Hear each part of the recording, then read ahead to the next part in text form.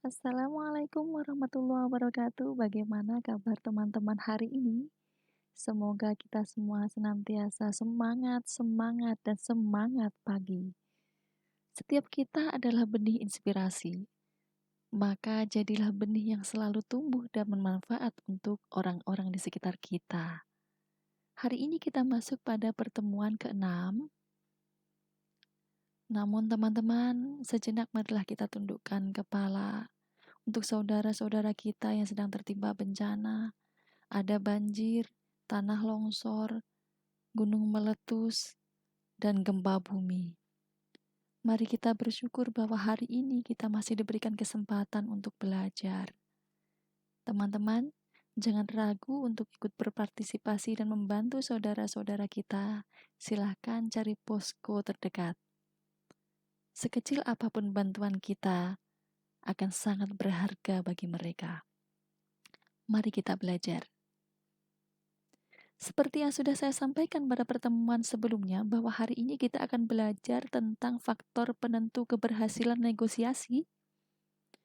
Seperti yang kita tahu bahwa setiap negosiasi ada hal-hal yang menyebabkan negosiasi itu berhasil atau tidak. Apa saja? Mari kita bahas.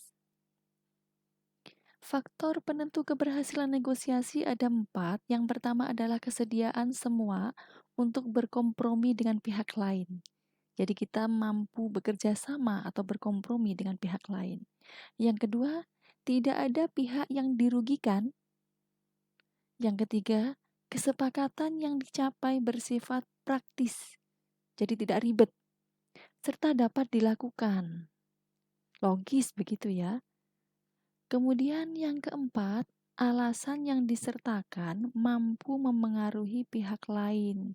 Jadi alasanmu jelas, alasanmu tidak ambigu, alasanmu tidak membingungkan sehingga pihak lain akan mampu menerima atau terpengaruh kepada alasan yang kamu sertakan. Untuk lebih paham, teman-teman langsung saja kita mempraktikkannya dalam sebuah teks berikut ini. Ada 2 contoh. Yang pertama, di sini saya menggunakan contoh win-loss. Saya bacakan, "Kak, lagi ngapain?" "Ini lagi ngerjakan tugas kuliah, ada apa?" "Kak, besok pinjam motor buat ke madrasah ya, ambil buku." "Memangnya motormu kemana?" "Lah kan masih di bengkel, habis mogok pas kejebak banjir di kota kemarin." "Tidak bisa, besok kan kakak mau mengumpulkan tugas kuliah." "Ya kakak, ini penting kak, besok harus diambil sesuai jadwal. Kalau tidak Sandi bisa dimarahi gurunya, dikira menyepelekan." "Tidak bisa. Habis itu pasti kamu keluyuran kayak kemarin sampai kejebak banjir." "Enggak kak, Sandi janji kok. Tolong kak, ini juga sudah masuk materi, Sandi belum pegang buku." "Ya sudah, tapi janji besok jam 11 sudah sampai rumah. Kakak mau ke kampus." "Oke kakak, terima kasih ya kak." Awas besok telat."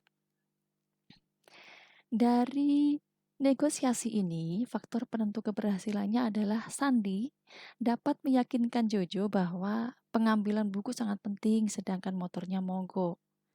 Sandi berhasil meyakinkan Jojo akan pulang tepat waktu. Jadi di sini Sandi mampu bekerja sama atau berkompromi.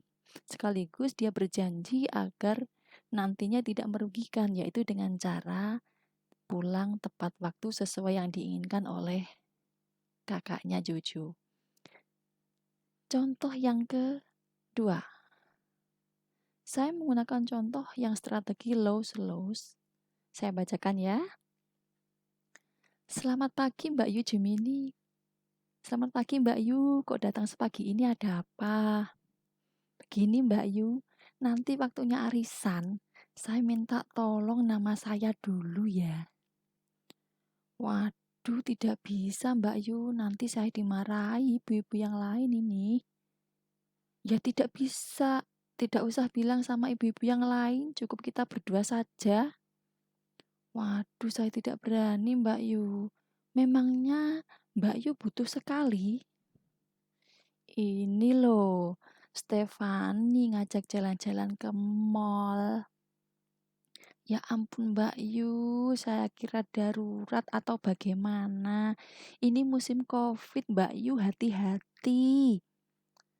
Maklum sudah sebulan tidak ke mall. Jadi bagaimana? Bisa apa tidak? Maaf Mbak Yu, saya tidak bisa. Pandemi seperti ini pasti ada ibu-ibu yang lain yang lebih butuh. Ya sudah, kalau begitu saya permisi pulang. Iya, hati-hati. Maaf ya Mbak Yu. Jadi, faktor penentu keberhasilan diberi saya beri tanda kutip maaf, saya beri tanda kutip di sini ya. Jadi di sini tidak terjadi kesepakatan karena memang strategi yang kita pakai adalah lose-lose. Yang menyebabkan adalah Mbak Yu Jumini menganggap bahwa alasan Mbak Yu Juminten yang minta agar namanya didahulukan saat arisan tidak bisa diterima karena kondisi pandemi COVID-19 pasti ada yang lebih membutuhkan dari sekedar jalan-jalan ke mall. Itu pertimbangan yang disampaikan oleh Mbak Yu Jumini kepada Mbak Yu Juminten. Bisa difahami anak-anak? Anak-anak bisa mengulang lagi, memutar mundur video ini agar lebih paham, kemudian tetap henti ya. Kemudian presensi hari ini, kemarin anak-anak masing-masing sudah mempunyai contoh teks negosiasi yang sudah dianalisis strukturnya. Nah, sekarang contoh yang sudah anak-anak punya kemarin, analisislah faktor penentu keberhasilan pada contoh teks negosiasi yang kalian miliki. Kemudian, sampaikan hasilnya melalui voice note di grup kelas mata pelajaran ini dengan format nama, nomor presensi, faktor penentu keberhasilan seperti yang saya contohkan tadi pada contoh 1 atau contoh 2. Saya tunggu sampai pembelajaran berakhir hari ini. Semangat untuk terus belajar. Kemudian untuk tugas membaca, pertemuan berikutnya kita akan membahas tentang pola penyajian teks negosiasi. Pastikan anak-anak semuanya membaca, mencermati agar pertemuan berikutnya kita bisa langsung menjelaskan bersama-sama. Sampai ketemu pertemuan berikutnya. Jangan lupa jaga imun, jaga iman, jaga jarak aman. Wassalamualaikum warahmatullahi wabarakatuh.